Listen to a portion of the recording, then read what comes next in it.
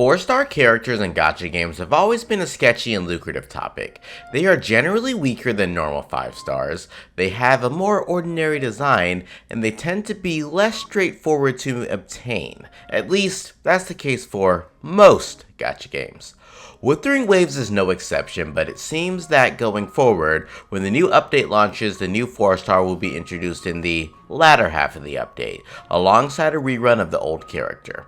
This is both a good and bad thing depending on which side of the equation you're on. If you're new to the game, or if you skipped the character the first time they came around, then great.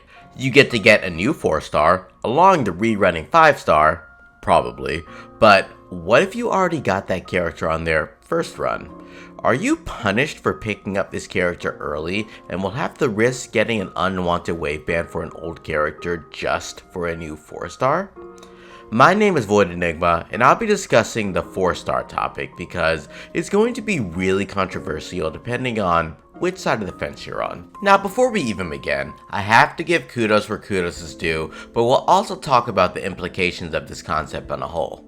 You can purchase any new upcoming 4-star character from the shop for 80 corals when their banner is dropped, which is equivalent to 10 wishes. This is a fantastic option that Kuro Games implemented. However, it's still quite expensive from a broader aspect. 80 Afterglow Coral is actually quite a lot. You can purchase a 5-star wave band or sequence for 360, so that's 1/4 of a wave band.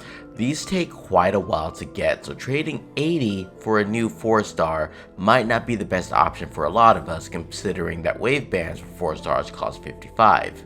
Still, it's an option that exists, which is absolutely great, especially when we compare it to other games that still haven't updated their shop in over 4 years. Jabs aside, personally, I am a character collector in gacha games, but I will very easily skip a 5-star that I don't like.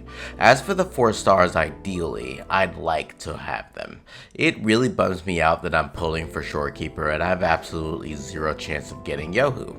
At the rate of which Wuwa is going with 5-star designs, it's getting increasingly difficult to actually skip characters because they keep topping their last character in design and kit.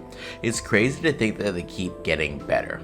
Either way, I'd love to get the new 4 stars when the new character gets released, but this creates a bit of a dilemma.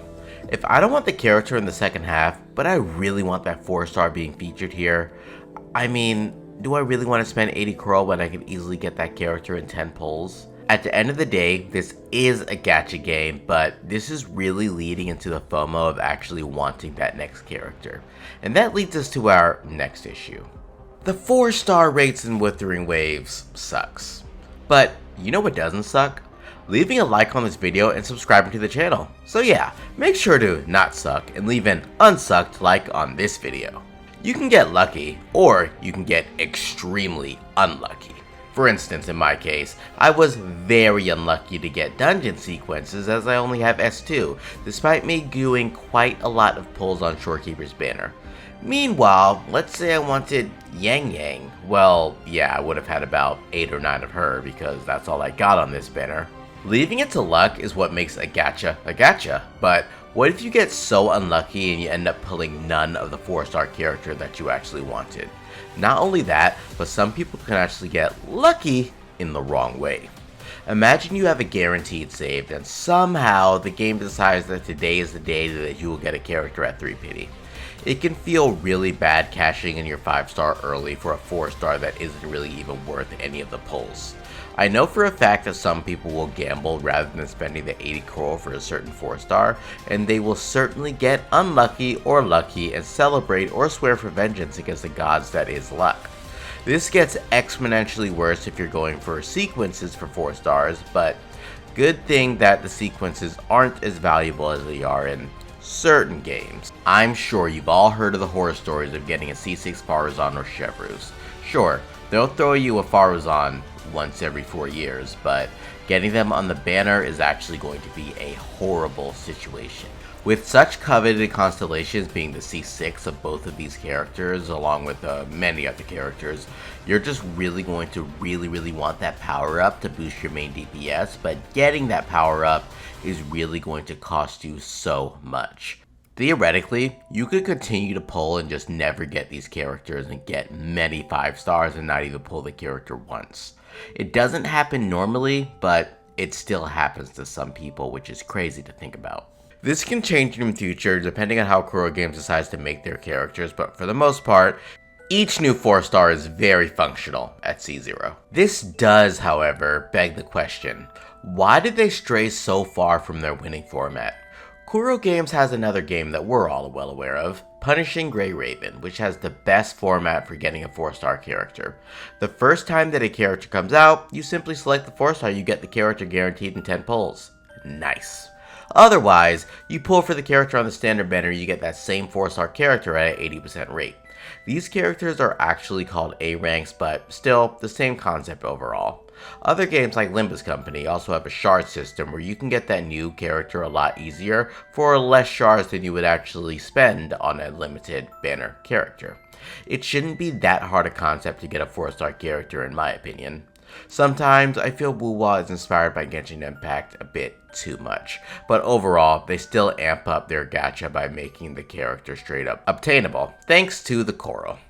I'd love to see a path to guarantee certain 4 stars. Maybe if you lose the character, you can get the 4 stars, so you spend a minimum of 20 to 30 pulls for a 4-star of your choice. Because it's going to become a point that we actually have every single 4-star at max sequences.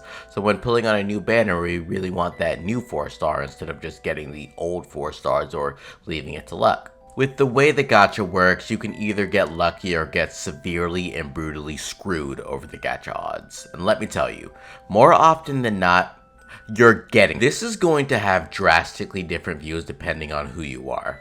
If you are a day 1 player who pulled Jiyan and are completely happy with him, but you want Youhu, then you're going to be aggravated with not being able to pull for Youhu without risking another Jiyan or just losing it 50-50. If you skip Jiyan, or if you're a new player, and you kinda want an aerial dragon mob slaying general, then you're psyched with the fact that you can pull for Jiyan and get a functional healer to help you clear your towers faster.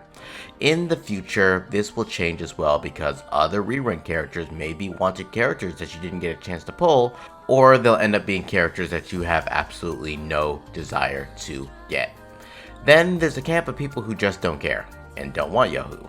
While healers will always be valuable, if you have both Verena and Shorekeeper, then she's probably an easy skip. She does seem really entertaining though, and the whole gambling thing as a whole entire concept seems really fun. Let me know what you all think about the situation, how it can be fixed for everyone. It may be an impossible fix, but how would Kuro Games satisfy the most people overall? Make sure to like the video if you enjoyed it, and also consider subscribing as that's the best way to help this channel out. This has been Void Enigma, and until next time, Enigma out.